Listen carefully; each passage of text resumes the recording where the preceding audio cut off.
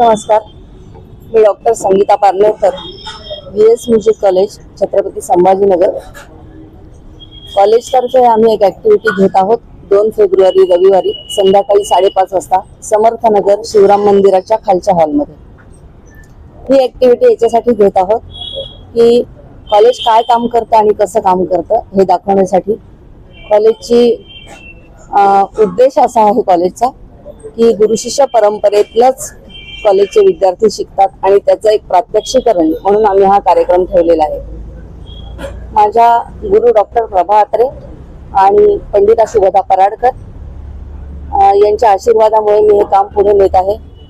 तसेच माझे सासरे परमपूज्य विष्णू महाराज पार्लेकर यांच्या सहकार्यामुळे मी हे कार्यक्रम पुढे नेतीये। त्यांचे खूप खूप आशीर्वाद आहेत माझ्या पाठीशी। आणि हा कार्यक्रम पद्मविभूषण स्वरयोगिनी डॉक्टर प्रभा अत्रे यांच्या पुस्तकाचं सांगीतिक अभिवाचन त्या दिवशी होणार आहे। या कार्यक्रमामध्ये डॉक्टर चेतना पाठक आणि आरती नायर गायिका आहेत आणि अभिवाचन करायला आरती नायर आणि विश्वनाथ दाशरथे त्याचं अभिवाचन करणार आहे। हा कार्यक्रम याच्यासाठी आहे की शास्त्रीय संगीत जे शिकतात त्यांना बंदिशीमध्ये नेमकं काय म्हणायचं असतं, कसं म्हणायचं असतं, बंदिशीच्या साहित्याला काही महत्व आहे की नाही, त्या शब्दाला काही महत्व आहे की नाही, शब्द स्वरांच्या मागे आहेत का स्वर शब्दांच्या मागे आहेत, या थोड्याशा गोष्टींचा खुलासा या अभिवाचनामध्ये होणार आहे। आणि या कार्यक्रमाला आपण सगळ्यांनी जरूर उपस्थित राहावं, सहकार्य करावं। धन्यवाद। आज जे लोकांमध्ये जे पाश्चिमात्य संगीताची जी आवड वाढत चाललेली आहे, तर शास्त्रीय संगीताबद्दल आपण काय आवाहन करता? पाश्चात्य संगीत जरी असलं ना तरी संगीताची एकच भाषा आहे, मग ते पाश्चात्य असो हिंदुस्थानी असो, पण पाश्चात्य संगीत हे याला सुद्धा क्लासिकलचा बेस असतोच। तो असल्याशिवाय तुम्ही पुढे जाऊ शकत नाही। कारण पाश्चात्य संगीताचे जे नोट्स आहेत, वेस्टर्न नोट्स जे आहेत, जसं आपण सारेगम पधनिसा म्हणतो तसे त्यांचे शार्प आणि फ्लॅट मध्ये स्वर असतात।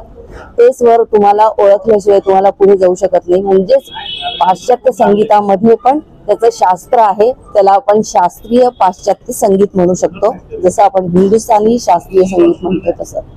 त्यामुळे शास्त्रीय आणि शास्त्र याला बेस असल्याशिवाय तुम्ही तुमची कला सादर करू शकत नाही। आपण इथे जे आयोजन करतो कार्यक्रम एवढं मोठं शहर सोडून छत्रपती संभाजीनगर हा शहर का निवडलेला आहे? छत्रपती संभाजीनगर हे मराठवाड्यामध्ये आहे आणि मराठवाड्यातले काही विद्यार्थी मला खूप क्वालिटेटिव्ह वाटले, खूप चांगले विद्यार्थी आहेत, त्यांचं ग्रास्पिंग पॉवर खूप चांगलं आहे। मुंबई पुण्याचे लोक इथे येऊन त्यांना शिकवू शकत नाहीत। माझ्या ओळखीचे, आमच्या परमपूज्य महाराजांच्या ओळखीने जे काही दिग्गज आहेत, आमचे जसे मेंटॉर्स आहेत, पंडित सुरेशराव तळवलकर, पंडित उल्हासदादा कशाळकर, डॉक्टर प्रभा अत्रे, उस्मान खान साहेब, पंडिता शुभदा पराडकर, हे लोक इथे येऊन त्यांचं शिबिर घेऊ शकतात आणि याचा लाभ प्रत्येक विद्यार्थ्यांनी घ्यावा असं मला वाटतं।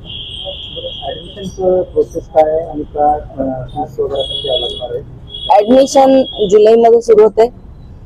हे कॉलेज कवी कुलगुरू कालिदास संस्कृत विद्यापीठ रामटेकच्या अंडर आहे। त्याचं ॲफिलिएशन आपल्याला मिळालेलं आहे, ते UGC अप्रुव्हल आहे आणि त्याच्या कंडिशन्स अशा आहेत की 12वी पास झाल्यानंतर तुमची ऑडिशन घेतली जाते, तुमचं स्वरज्ञान किती बघितलं जातं आणि तुम्हाला डायरेक्ट BA ला ऍडमिशन मिळते। तसंच उपांत्य विशारद आणि एखादी डिग्री असेल तर ठीक आहे, नाहीतर उपांत्य विशारद आणि विशारद बघून आम्ही त्यांची ऑडिशन घेतो आणि त्यांना MA ला ऍडमिशन देतो।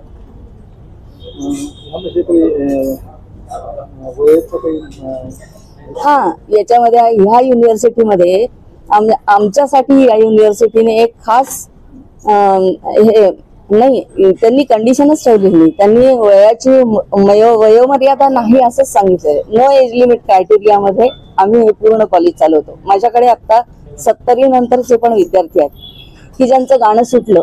साधारण माणसाचं असं असतं की 40 नंतर थोडासा व्हॅक्यूम त्याला निर्माण होतो आणि तो कुठेतरी शोधायला जातो, मग त्याला असं वाटतं की आपण लहानपणी गाणं शिकत होतो आपलं गाणं नाही झालं। तर असे विद्यार्थी पण माझ्याकडे खूप आहेत की ज्यांचं गाणं राहिलेलं आहे, पण ते जॉब करत करत इकडे ग्रॅज्युएशन आणि पोस्ट ग्रॅज्युएशन करतात। मला सांगायला आनंद होईल आणि एकीकडे दुःखही होईल की पंडित राम मराठे यांचा सुपुत्र, ज्येष्ठ सुपुत्र पंडित संजय मराठे यांची माझ्याकडे मागच्या वर्षी ऍडमिशन होती, ते आता डिसेंबर मध्ये गेले, त्याचं मला अतिशय दुःख आहे. पण त्यांनी केवळ आणि केवळ आमचा सिलेबस बघून आणि कॉलेजचं वातावरण बघून आपल्याकडे ऍडमिशन घेतली आणि अशा पद्धतीने कॉलेज चालू आहे. तर हे ऍडमिशन फक्त छत्रपती संभाजीनगर पुरतच असेल का इतर जिल्ह्यांमध्ये सुद्धा आपण बरेचसे विद्यार्थी आपल्याकडे ऍडमिशन घेतात? नाही, सगळे विद्यार्थी आमच्याकडे ऍडमिशन घेतात. मुंबई, पुणे, नागपूर, इंदोर सगळीकडचे विद्यार्थी माझ्याकडे आहेत आणि हे गुरु शिष्य परंपरेतनंच आम्ही चालवतो. आणि जेव्हा हे फिजिकल कॉलेजला परीक्षा द्यायला येतात किंवा लेक्चर्स अटेंड करतात, तिथे थिअरीचे लेक्चर्स होतात आणि त्यांना त्यांच्या गुरूंकडे शिकून इकडे यायची परवानगी आहे. फक्त त्यांनी सिलेबस कंप्लीट करून इथे यावं. अदरवाईज आम्ही ऑनलाईन प्रोसिजर पण ठेवलेली आहे. ज्यांना गुरु नाहीत त्यांनी ऑनलाईन शिकावं. आमचा दररोज 3 आठवडे, 4 आठवडे, 5 आठवडे, दिवसातनं 1 तास तरी आम्ही ऑनलाईन प्रत्येक विद्यार्थ्याला शिकवतो आणि आमच्या शिक्षिका पण शिकवतात. माझ्या शेजारीच ते बसलेले आहेत आणि अतिशय उत्तम मार्गदर्शन करतात.